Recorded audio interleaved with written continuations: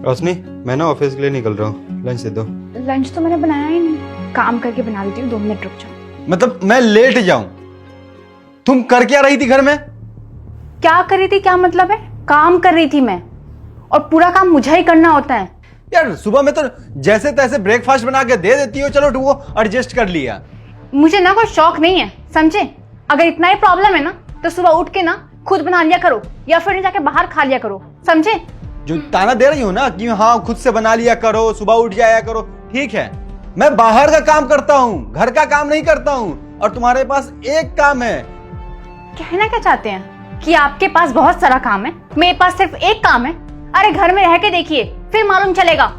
अगर इतना ही है ना तो मैं ना आज के बाद से यहाँ पे रहूंगी ही नहीं, मैं मायके जा रही हूँ, समझे? हाँ जाओ, मैके जाओ, और दोबारा आना मत। खाना बनाने के लिए इनको बोल दिया जाए तो मैके जाना है। जाओ अब। हाँ भी मुझे वहां नहीं रहना। रोशनी बताओ तो हुआ क्या है? वही रोज रोज का घर में कलेश। कलेश ही तो होता है वहां पे। जब से शादी करके गई हूं ना, एक पत्नी का सुख क्या होता है ना, मैंने आज तक नहीं देखा। पहले ना रोना बंद करो, समझी ना? रोना बंद करो। ये बताओ क्या हुआ है, क्यों ये सब सामान वगैरह लेके तुम आ गई? मुझे ना दानिश के साथ रहना ही नहीं है। अरे तो क्यों नहीं रहना है? रीजन होगा ना, बिना रीजन के तो तुम ये बात नहीं बोल रही हो। बताओ क्या हुआ है? अरे भाभी, दानिश ना मुझे पत्नी नहीं मानते हैं। रोज रोज चीखते हैं, चिल्लाते हैं मुझ पे। सोच के देखो ना कि मैं कब तक एडजस्ट करूंगी। मुझे कितना बुरा लगता है। अरे ऐसा लगता है मैं नौकरानी हूं उनकी। वो ना शादी करके पत्नी नहीं, नौकरानी लेके गए हैं, एक फ्री की नौकरानी। जो मन वो बोल दिया। रात में मैं लेट से सोती हूँ, और सुबह कभी कभी लेट हो जाए ना उठने में, उसमें पता नहीं क्या हो जाता है उन लोगों को। पूरा घर ना सर पे उठा लेते हैं। आज की बात ले लीजिए, मैं यहाँ से यही तो सीख के गई हूँ ना कि हाँ, साफ सफाई करने के बाद ही खाना बनता है। आज मैं बस वही कर रही थी। लंच बना नहीं था उनका। मैंने कहा 5 मिनट रुक जाइए, मैं बना देती हूँ कुछ भी। उतने पे वो चिल्लाने लग गए। और पता है क्या बोला उन्होंने? वो कह रहे अगर नहीं बना सकती हो ना, और अगर मैं बाहर से ही खाना खाऊंगा, तो मैं एक काम करो, यहाँ से चले जाओ। ऐसे पति कहीं बात करता है क्या? आनिस बहुत अजीब है, मुझे इनके साथ नहीं रहना है। मैं नहीं रहूंगी। नहीं, गलत तो है। अच्छा कोई नहीं, तुम पहले रोना बंद करो, चुप हो जाओ। मैं एक काम करती हूँ, मैं तुम्हारे भैया से बात करती हूँ और मैं तुम दोनों का तलाक करा देती हूँ। तलाक? क्यों, क्या दिक्कत है?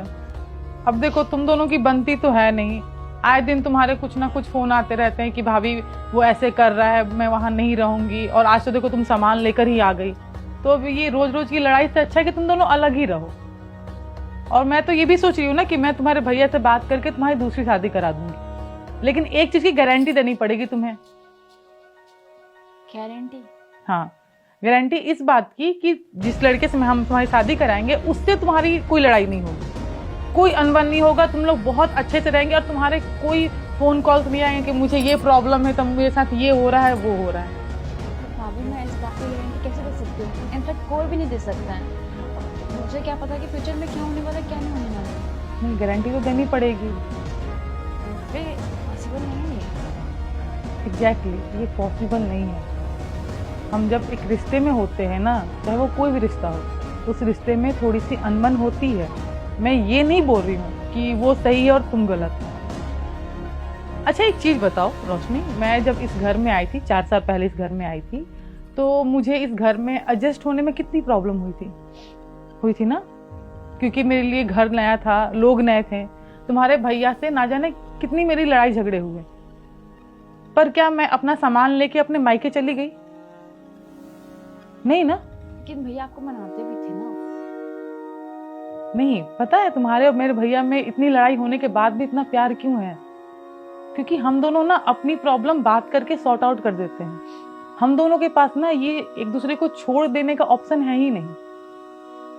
हमें इन फ्यूचर और भी लड़ाइयाँ होंगी, ऐसी है कि नहीं होंगी, पर हम दोनों जानते हैं कि चाहे जो भी हो जाए, हम दोनों एक दूसरे को नहीं छोड़ेंगे।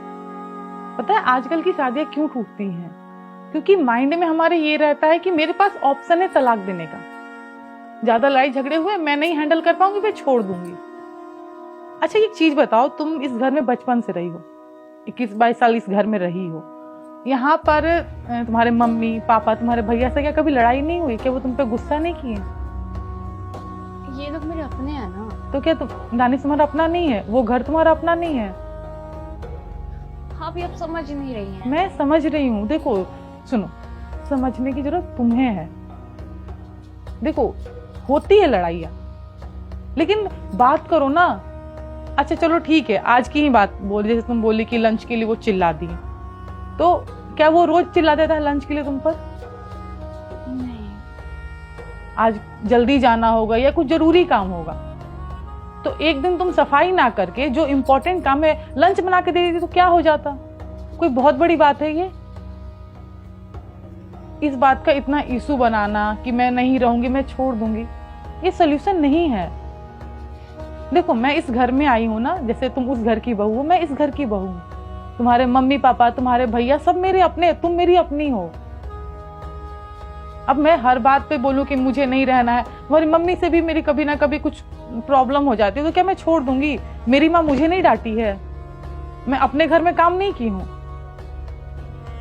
अगर मैं तुम ये बात बोल रही हो कि मैं उस घर की नौकरानी नहीं हूं, नौकरानी की तरह काम कराते हैं, तुम उस घर को अपना मानती ही नहीं हो। अपने घर में काम करने से कोई नौकर नहीं हो जाता है। अगर तुम्हारी तलाक हो जाती है दानिश से और किसी और से भी शादी होती है ना, उसके साथ भी प्रॉब्लम होंगे। एक रिश्ते की खूबसूरती ही ऐसी होती है लाइफ में। जस्ट लाइक लाइफ को देख लो, लाइफ में क्या हमेशा खुशी रहती है? दुख नहीं आते हैं? आते हैं ना। तो उसी तरीके से नानी साहब हो जाती है प्रॉब्लम, एक दूसरे से बात करो, प्रॉब्लम को सॉर्ट आउट करो। ये छोड़ने वाला जो ऑप्शन लेके है ना, इसको बंद कर दो। अच्छा भैया डांटते हैं ना, मतलब इनफैक्ट मुझे याद है कि मेरे आने के बाद कितनी बार तुम्हें भैया तुम्हें डांटे हैं। क्या बोली हो कि मैं जा रही हूँ घर छोड़ के, मुझे आपसे कोई रिश्ता नहीं रखना है? एक बार निकला है मुंह से? तो फिर समझ गई कि आप मुझे क्या समझाना चाहते हैं। पता नहीं मेरे अंदर इतनी नादानी क्यों भरी है, और ये नादानी इतनी अच्छी भी नहीं है कि रिश्ता तोड़ दे। देखो रोशनी, एक जो लड़की होती है ना, उसके ऊपर बहुत सारी रिस्पॉन्सिबिलिटी होती है। उसे अपने मायके को भी देखना होता है, अपने ससुराल को भी देखना होता है। तुम इस घर में रह के गई हो, ये घर तुम्हारा है, और उस घर में तुम्हारी पूरी लाइफ रहने वाली हो, वो घर भी तुम्हारा है। समझी ना? तो अच्छे से रहो, प्यार से रहो, प्रॉब्लम हो बात करो, ठीक हो जाएगा। ठीक है भाभी मैं समझ चुकी हूँ, और हाँ ये सब बातें ना भैया को मत बताना, वरना ना मुझे डांटेंगे वो बहुत ज्यादा। अच्छा ठीक है, नहीं बताऊंगी, लेकिन हाँ आइंदा ना ये सामान लेके आ मत जाना। कोई प्रॉब्लम हो, कोई अगर एक गुस्सा है ना, एक शांत हो जाओ, बाद में बात कर लेना, बाद में गुस्सा कर लेना। मैं यही करती हूँ, तुम्हारे भैया गुस्सा करते हैं ना, मैं चुप हो जाती हूँ, बाद में फिर वो खुद मनाते हैं। ठीक है ठीक है। मैं क्या बोल रही थी कि मैं ना किसी और दिन आती हूँ, वो भी दानिश के साथ। हाँ। अब ना मैं दानिश के पास जाती हूँ उनके आने से पहले, वरना आपके सोचेंगे सब तुम भाग गई। अच्छा कोई नहीं, ठीक से जाना और अपना ख्याल रखना, और लड़ना झगड़ना नहीं। थैंक यू सो मच भाभी। चलो।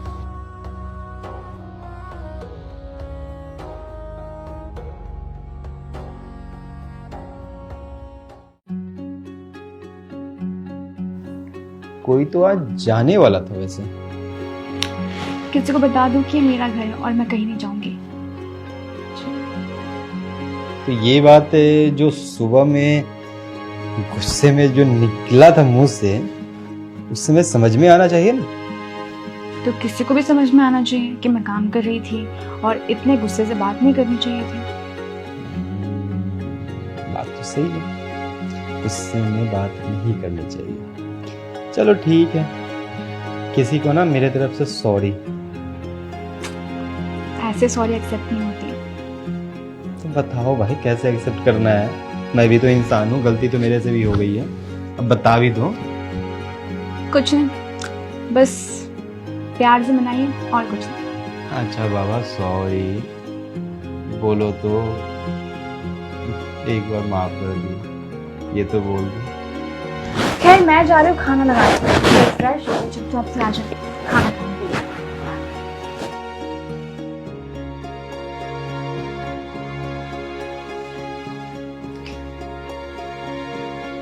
जाता हूँ फिर सो के, ठीक है? वरना फिर से नाराज अगर हो जाएगी ना तो फिर ज़्यादा दिक्कत होगा। चलो।